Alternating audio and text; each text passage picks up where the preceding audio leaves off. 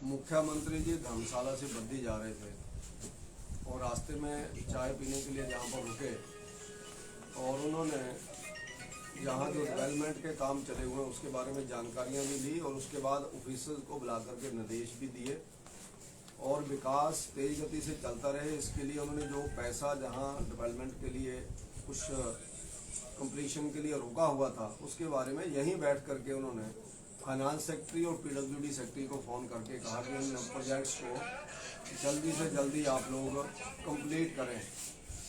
लेकिन उसी कड़ी में यहाँ पर कांग्रेस के कुछ नौजवान कार्यकर्ताओं ने मुख्यमंत्री जी को काले झंडे दिखाने की कोशिश की, जो कि बहुत ही दुर्भाग्यपूर्ण घटना है।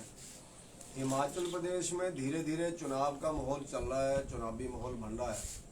उस माहौल में अलग अलग पार्टी के अलग अलग नेता अलग अलग बयानबाजियां करेंगे, अपना अपना पक्ष रखेंगे, अपनी अपनी पार्टी की विशेषताएं और दूसरी पार्टी की कमियों को दर्शाएंगे। लेकिन व्यक्तिगत सीटाकशी में जिस तरह नेता प्रतिपक्ष ने हिमाचल की राजनीति को जहां घुमाने की कोशिश की है, तो मुझे लगता है ये बहुत ही दुर्भाग्यपूर्ण घटना है। और उसके बाद जब जवाब मुख्यमंत्री जी ने दिया और मंत्रियों ने दिया और पार्टी के नेताओं ने दिया, भाजपा के नेताओं ने दिया, तो कांग्रेस के लोगों को बड़ी दिक्कत हुई।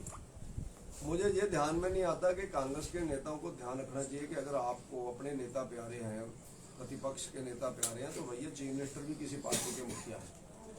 तो भारतीय जनता पार्टी के चीफ मिनिस्टर को काले झंडे दिखाएंगे, ऐसा उन्होंने निर्णय लिया, अखबार के अंदर पढ़ा हमने कुछ दिन पहले। लेकिन अपना जो रोज बयानबाजी आ रही है उसके बारे में अगर इन्हीं की तरह पार्टी डिसीजन ले लेगी काले झंडे दिखाएंगे, तो इनका तो एक नेता नहीं निपटेगा उसमें। प्रतिभा सिंह जी ने भी बयान दिया है महिलाओं के बारे में कि गुड़िया कांड एक छोटा सा कांड था, उसको भारतीय जनता पार्टी ने तब तक जिंदा रखा जब तक इनकी गवर्नमेंट नहीं बन गई।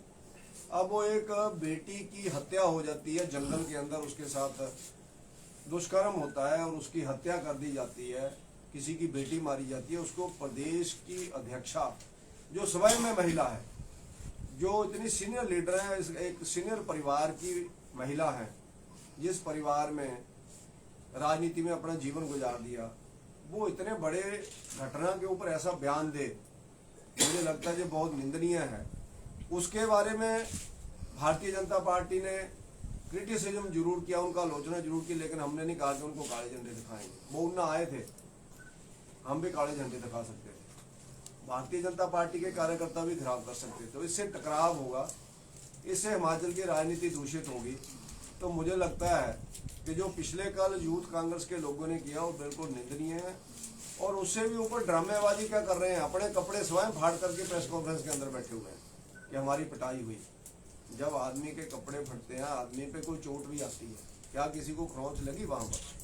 आप बताओ, जब कपड़े तक फट जाते हैं तो आदमी के सिर तक फटते हैं, कहीं ना कहीं खरोंच तक आती है आदमी को। और सिंबॉलिक उन लोगों ने करना था, जहां हो गया उसके बाद कॉलेज के आगे चल के वहां हुड़दंगबाजी की जा करके। अगर पुलिस के लोग बीच में नहीं आते तो मुझे लगता है वहां ज्यादा लड़ाई झगड़ा हो सकता था, क्योंकि भारतीय जनता पार्टी के लोग चीफ मिनिस्टर के कारण ज्यादा आए हुए थे, सीएम साहब के कारण, तो वो ज्यादा मात्रा में थे। लेकिन उनको रोका जा करके, हमारे मंडल अध्यक्ष हैं, इन्होंने खुद रोका बीच में घुस करके। हमारे और कार्यकर्ताओं ने रोका कि भैया अपने अपने घर जाओ। जिनको मैं जानता था मैंने उनको व्यक्तिगत कहा कि तुम निकलो यार, ऐसे क्यों माहौल खराब कर रहे हो। एक दो लोगों को पहचाना मैंने, उनको मैंने पकड़ करके किनारे को भी किया कि आप निकलो आगे। लेकिन वो हमारे सामने भी ऐसे बोल रहे थे कि हम तो काले झंडे दिखाएंगे ही। तो भैया तुम काले झंडे दिखाओगे तो क्रिया की प्रतिक्रिया होगी फिर। तो ये इस तरह से राजनीति नहीं चलेगी। दबाव की राजनीति कांग्रेस को भूल जानी चाहिए, विकास की राजनीति पे आना चाहिए। उलझन पूर्ण राजनीति करने का जमाना चला गया। समाज पढ़ा लिखा है, समाज जानता है। आज इनके पास बोलने के लिए कुछ नहीं है हिमाचल प्रदेश में। ये पिछले 5 साल का अपना हिसाब किताब बताएं कि इन्होंने क्या विकास किया, और हम अपना विकास बताएंगे। एक मंच के ऊपर आ जाएं, कहीं बैठ करके बातचीत कर लेंगे, एक कंस्टिट्यूंसी की, एक गांव की बातचीत करें। हमारी केंद्र सरकार ने क्या क्या काम किया गांवों के अंदर, और कांग्रेस की जो 10 साल मनमोहन सिंह जी की सरकारें रही उन्होंने क्या क्या काम किया। और उससे पहले का तो छोड़ दो, उससे पहले कितने साल से सत्ता मारे उसको छोड़ दो, मैं तो लेटेस्ट गवर्नमेंट्स की बात कर रहा हूँ। हिमाचल प्रदेश में वीरभद्र सिंह जी चीफ मिनिस्टर थे 5 साल पहले, तो उन्होंने 5 साल में क्या काम किया उसका कांग्रेस ब्यौरा रखे कंस्टिट्यूंसी वाइज। कोई बड़ा प्रोजेक्ट लेकर के आए कांग्रेस के समय जब दिल्ली में कांग्रेस थी, तो उसका ब्यौरा रखें। हम एक एक प्रोजेक्ट का हिसाब किताब देने को तैयार है। तो मेरा सब नेताओं से, इनसे आग्रह रहेगा, कांग्रेस के लोगों से, कि आप अपने कार्यकर्ताओं को समझाएं, उनके ध्यान में लाएं।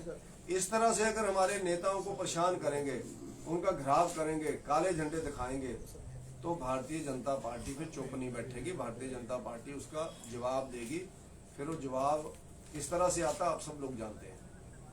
लड़ाई झगड़े होते हैं, हम नहीं चाहते लोकतंत्र के अंदर लड़ाई झगड़ा। लोकतंत्र में सब बयान दें, अपना विषय रखें, जो आगे बातचीत होती है उसको देखें। तो इसलिए मेरा तो यही निवेदन है कि हम सब लोग विचार को आगे बढ़ाएं, अपने विषयों को आगे बढ़ाएं। हम लोग लड़ाई झगड़े का माहौल ना बढ़ाएं। वो हम सब के लिए अच्छा है, हमारे प्रदेश के लिए भी अच्छा है, हमारे जिला के लिए भी अच्छा है। सतपाल जी, आप पर एक आरोप लग रहा है कांग्रेस पार्टी की तरफ से। अभी कांग्रेस पार्टी की प्रेस कॉन्फ्रेंस भी हुई कि आपने एक वक्तव्य दिया है कि जमीन में गाड़ देंगे। इस पर क्या कहेंगे? मेरा ऐसा कहना है, मैं उन कार्यकर्ताओं को जो बोला था, मैंने कहा भैया तुम लोग चले जाओ, तुम लोग चले जाओ। हमारे साथ ही बहस रहे थे, हम तो काले झंडे दिखाने आए, हम काले झंडे दिखाएंगे। तो उसके जवाब में मैंने फिर उनको बोला, मैंने कहा भैया फिर इसका जवाब आएगा, फिर ये मामला चलेगा नहीं इस तरह से। यानी कार्यकर्ता ये भी कांग्रेस के ध्यान में नहीं रखते हैं कि बात किससे हो रही है। हमारा कार्यकर्ता कांग्रेस के किसी सीनियर लीडर के साथ इस तरह बातचीत करे, मुझे लगता है वो अच्छा नहीं है। उनको कार्यकर्ताओं को मैं कह रहा हूँ कि उकसाना नहीं चाहिए। इन कार्यकर्ताओं को समझाना चाहिए कि भैया राजनीति का स्तर कैसा है, राजनीति में करना क्या है। जहां वो आए, पुलिस ने उनको भेज दिया, उसके बाद कॉलेज के आगे खड़ गए जाकर के, फिर वहां जाकर के हमारे लोगों की गाड़ियां रोकने लग पड़े। जो लोग उधर से बीजेपी वाले गए उनके साथ उलझ गए। और मैं धन्यवाद करता हूं पुलिस का कि कल उन्होंने बहुत बड़ा टकराव रोका। जिस पुलिस को वो ब्लेम कर रहे हैं कि पुलिस के सामने हमें पीटा गया, पार्टी के कार्यकर्ता ज्यादा थे, वो 5, 7, 8 लोग थे।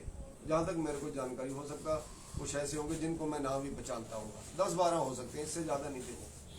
तो इसलिए कांग्रेस के लोगों को इस तरह से बातचीत नहीं करनी चाहिए और इस तरह से माहौल को खराब नहीं करना चाहिए। स्मूथली हमारा प्रदेश का चुनाव निकल जाए, जिसको जनता वोट डालेगी वो गवर्नमेंट बनाएगा, जिसको नहीं मिलेगा बहुमत वो विपक्ष में बैठेगा। कांग्रेस आप पर आरोप लगाती है कि आपने गुंडागर्दी। कांग्रेस के लोगों को रोक लगाने के सिवाय कुछ नहीं है, सिवाय में कपड़े फाड़ करके जिसके नेता कार्यकर्ताओं के कपड़े फाड़ करके प्रेस कॉन्फ्रेंसों के अंदर बैठ जाए, वो कितना बड़ा झूठ बोल सकते हैं, वो कितना बड़ा झूठ बोल सकते हैं, आप स्वयं जानते हैं। और कांग्रेस के नेता किस तरह की गुंडागर्दी करते हैं वो आप स्वयं जानते हैं। किस तरह से तहसीलदार इसके एक्शन के दफ्तर में जाकर के और एसडीओ के दफ्तर में जाकर के अपने लोगों को ठेके देने के लिए जहाँ के लोकल विधायक ने गुंडागर्दी की, बदतमीजी लोगों के साथ की। इससे पहले भी वो अनेकों अधिकारियों के साथ कर चुके हैं, माइनिंग ऑफिसरों के साथ कर चुके हैं। वो तो मुकेश अग्निहोत्री जी के साथ कर चुके हैं जब उनके प्रभारी आए हुए थे त्रिशमा रिजॉर्ट के अंदर। अगर मुकेश जी कुर्सी के ऊपर नहीं बैठते, आपके पास वीडियो होंगी वो, तो मुझे लगता है उन्होंने जड़ दिया था उनको उस समय। ऐसे व्यक्ति कांग्रेस आगे करना चाहती है। कांग्रेस की वो पुरानी गुंडागर्दी की आदत नहीं जा रही है, ब्लो बेल्ट पार करने की आदत नहीं जा रही है, क्योंकि भारतीय जनता पार्टी के लोग बोलते नहीं है, व्यक्तिगत सीताकशी नहीं करते हैं। लेकिन अगर कोई आदमी कुछ बोलेगा तो उसका जवाब तो मिलेगा ही। डेमोक्रेसी, हमें भी उतने अधिकार है जितना उनको अधिकार है। हमारे पास भी युवा के कार्यकर्ता हैं, हमारे पास भी बुजुर्ग कार्यकर्ता हैं, हमारे पास भी महिलाएं हैं। तो इसलिए वो क्या बोलते हैं वो हम खुद जानते हैं। वो अपने गिरेबान में झांक करके देखें उन्होंने क्या किया है।